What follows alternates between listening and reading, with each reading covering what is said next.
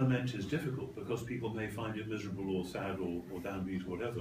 I used to remind myself, as a bishop, I would go around. I had about 250 parishes in the Diocese of Durham, and I would go around, because I had so many parishes, mostly I didn't know very many people in that parish. I would probably know the clergy and maybe one or two of the lay leaders, but most of the people I was preaching to, I wouldn't have a clue who they were.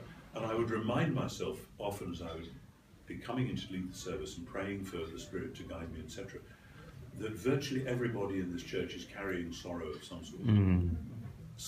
That there's a problem about a child, about a parent in their own life, there's some terrible disaster about to happen financially or business-wise or whatever. Everyone is carrying something, often quite a lot.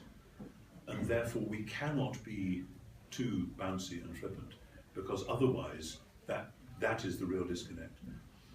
We therefore need to have wise ways of inhabiting the ancient lament tradition. Now, in my tradition, the church's year, you have the formality of a cycle with Lent and Advent as being times of rather dark reflection. And that's good. It's like, remember in the story of the little girl who Jesus heals, Talitha Kumai, Jairus' daughter. There are people playing flutes and people wailing in the house. Why? Because everybody knows that when there's been a death, the people closest to that person will want to weep and wail, so you create a context of weeping and wailing so that those who really need to do this can do it. And it's a much healthier way than how we do funerals, I'll tell you. Because it's saying, yeah, grief is a God-given reaction to the sorrows of the present, the way the world is. And not to allow for that is very cruel. I've had people say to me, oh, I can't go to my father's funeral because I know I'll only weep buckets. I've said, exactly, that's the whole point of the funeral. You will jolly well come, because not to grieve is to deny the reality of love.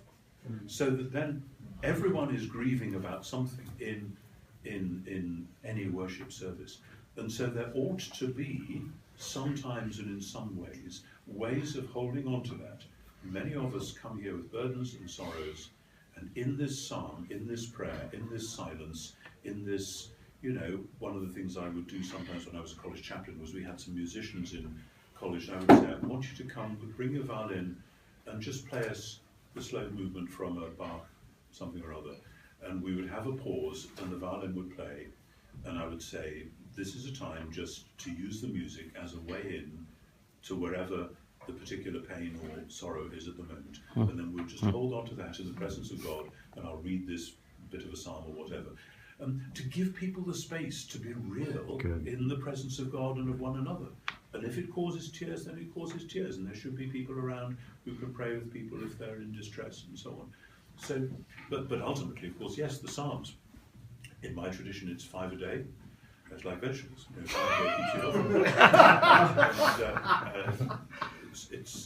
It's the way to go. And out of those 5, it's quite likely that one of them will be pretty miserable. And sometimes those are the ones where you think, phew, I'm allowed to say this in the presence of God. And if you don't read those psalms and sing those psalms, then you give people a sense that they're not allowed to say, hi, what's going on? Wow, that's good. Thank you.